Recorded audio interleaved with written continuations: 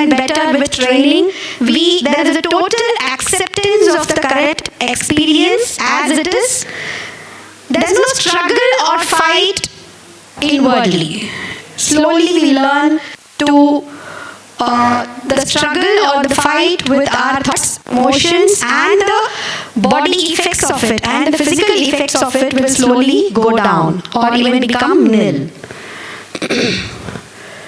Next important component is you are able to see the thought as something's happening to you. So you are your thoughts are separate.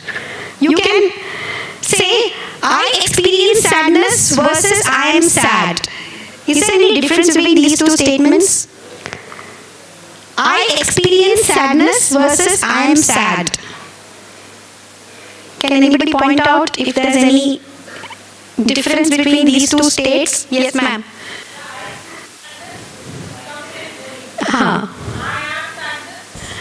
Yes. So I am sadness is we are totally identified with the emotion. Very good. It is I am sad. I experience sadness means I experience sadness, I experience happiness, I experience so many things. Wonderful, wonderful. So here we are able to dissociate ourselves from our thoughts and emotions, and we are able to accept it as a something floating process which is just happening to us. I am apart and my emotions and feelings are apart.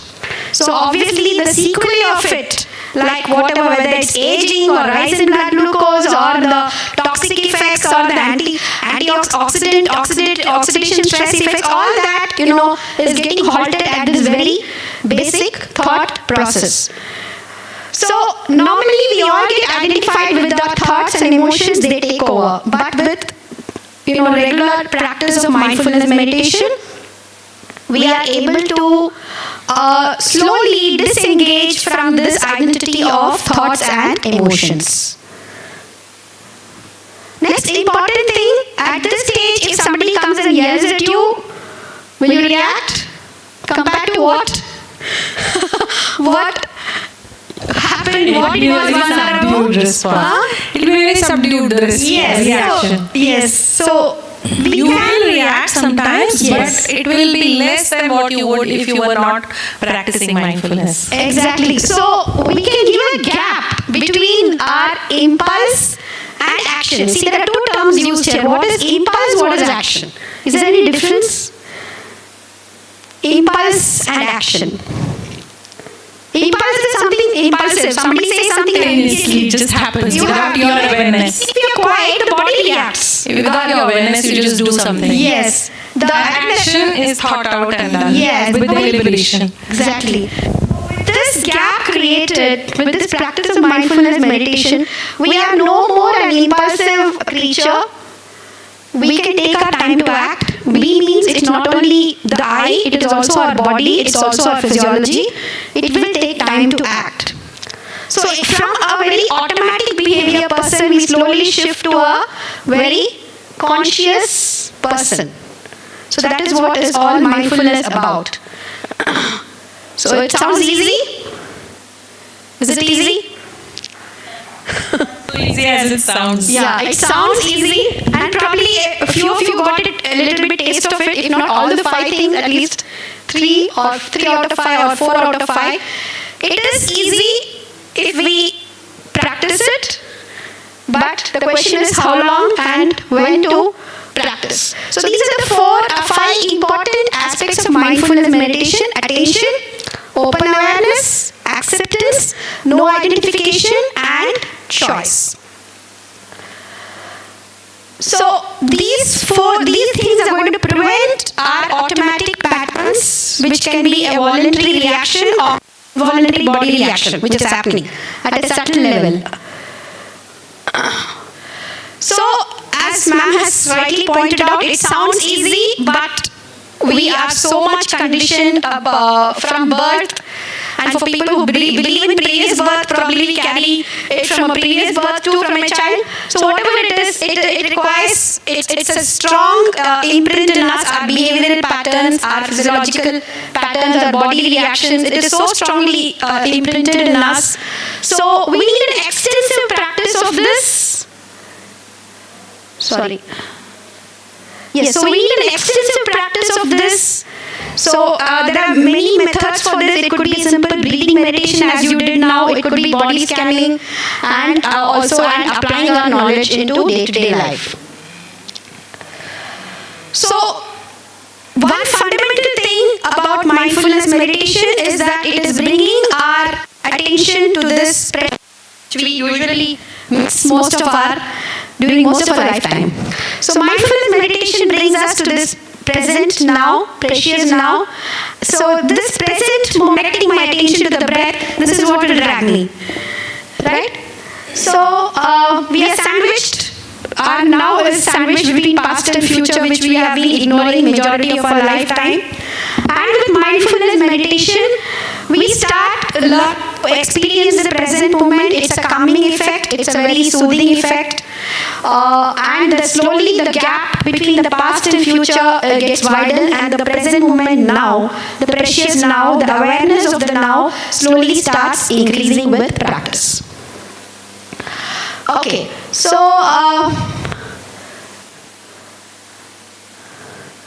that's why I said there are two forces in our attention. There are these outside forces happening around us, which is the sounds, and it could be our TV, an internal process of emotions and thoughts going on in us. So these are the two forces, but beyond all this, we can still regulate our attention to a very precious anchor like a breath, and keep bringing our mind to the present moment and keep experiencing this calming effect. Okay? So we know thoughts can be creative, making plans that we need them for new ideas, but thoughts can also be worrisome. There is rumination, there are negative stories about the self. So these things keep going on in our mind. This is what is called as stress. Stress is nothing but not being in the present moment is stress, to put it in very simple terms. You are either planning or it's a rumination of the past. So the mind is not in the present moment, the now. When we keep missing this precious now, then it's a state of stress, or it's a state of frank anxiety or a subtle anxiety. Okay? So when we start learning to mindfully deal with our thoughts, we can create a gap between these thoughts, and for that, between the thoughts and us, that is the inner calmness or the inner peace, this inner balance. And for that, what we need, most important thing is this point called as anchor. So the anchor which we used during our practice was the breath. But to bring our attention to the breath is not easy. For that we need something else, and for that again we need to have some more practice of pre-session, like you did a humming technique initially, and then you brought your attention to the breath. Otherwise it's not easy to bring the focus to the breath. It takes practice. Okay, so you need this anchor, point of anchor, and we need to keep returning to this anchor. So there can be a breath or body, an object or a sound or any of it. Okay? So question is, why do we need this? Question is, do we need this? Yes, definitely we need this. Otherwise, we're going to keep missing our precious now, the precious calmness, inherent calmness in us, which is there. So we're going to keep missing life. So the question is, why does mindfulness work? Yes, it does work. The question is whether it works. Yes, it does work. How does it work? Why does it work? And what happens? I'll just go into a little bit of the mechanism behind it, and what are the evidences for the effectiveness of mindfulness. So straight away, since I said it's a windshield cleaner of the mind, let's go to the mind.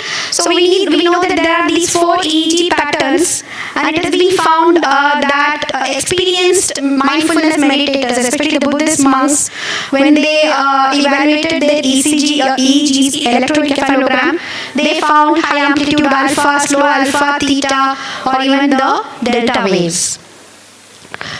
On the cardiovascular system, it is found that it could definitely lower the systolic and the diastolic blood pressure, and the total peripheral resistance also decreased in hypertensive subjects.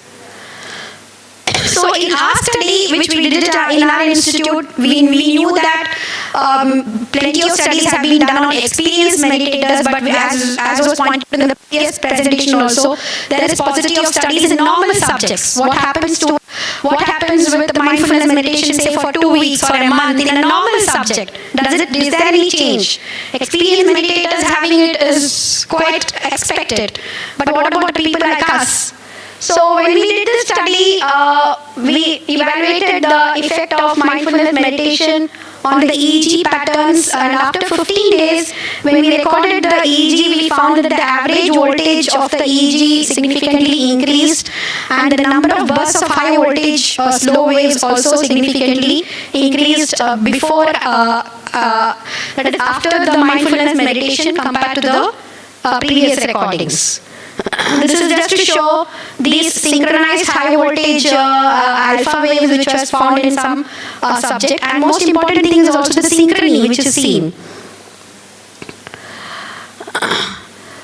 Some subjects also showed theta waves. This is the one. Some subjects also showed these theta waves, that is between 4 to 7 cycles per second. So coming to the heart rate, we found that there was a significant decrease in the systolic blood pressure of persons who practice mindfulness meditation. Specifically, it was more of the systolic blood pressure.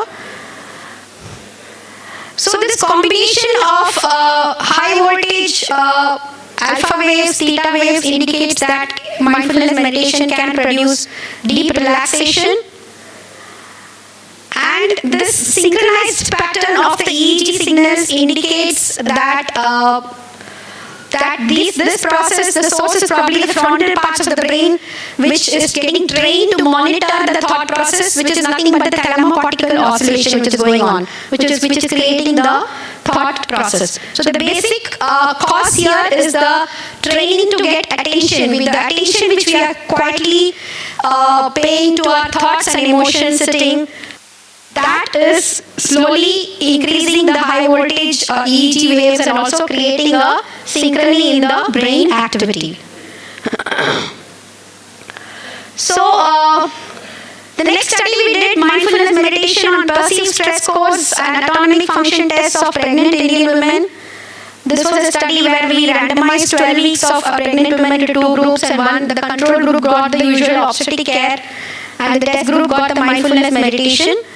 And the program was based on this Kabat-Zinn, professor who introduced this into the scientific arena. So we evaluated the perceived stress scores and then the cardiac sympathetic functions using the Cole-Presa test and specifically the heart rate variability. So it was found that there was a significant decrease in the perceived stress score in the pregnant women who practiced it, and the heart rate variability increased significantly in the practitioners, and along with it, the systolic blood pressure rise to the Cole-Presa test also considerably significantly reduced in the practitioners compared to the non-practitioners in the pregnant women. So the conclusion was, in pregnancy, mindfulness meditation can cause a significant perceived stress scores, increase in the heart rate variability, and a significant decrease in the blood pressure response to the Cole-Presa test. So what is indicate? It can be concluded that mindfulness meditation is a powerful modulator of sympathetic nervous system and can reduce the day-to-day perceived stress in pregnant women. So apart from the studies which we did, there are plenty of randomized control trials which have been done to evaluate the effect. I'm just focusing on few parameters like the immune system, the mindfulness meditation and its effect on the immune system. This is just a simple one slide which incorporates all these factors. It was found that mindfulness meditation in normal subjects could decrease the normal NF-kappa B and C-reactive protein levels. It increases CD4 T plus cell count, which is an indicator of improved cell-mediated immunity. And at the chromosomal level, it has been found that it increases the telomerase activity. So as we all know, shortened telomeres are vulnerable to apoptosis.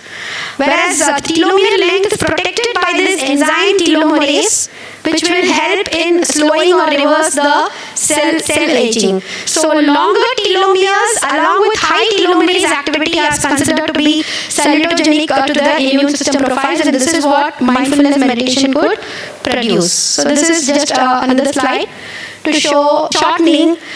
It is going to result in all these processes which I discussed earlier, that is more stress, more aging, more chronic inflammation, more hormone imbalance, and all that. More DNA damage, more cellular senescence, and loss of protective structures. So this is just a single slide which incorporates all this. So overall,